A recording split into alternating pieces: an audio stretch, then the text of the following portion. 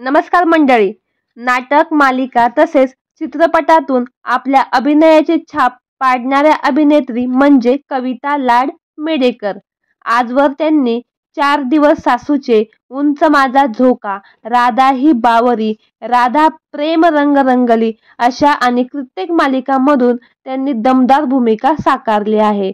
तसेच एका लग्नाची पुढची गोष्ट हे त्यांचं गाजलेलं सध्या चाललेलं नाटक आहे.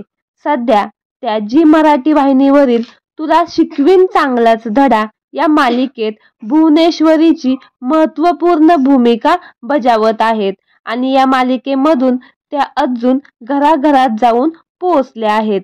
तर आज आपण या दिग्गज अभिनेत्रीचे पती कोण आहेत आणि काय करतात हे जाणून घेऊ.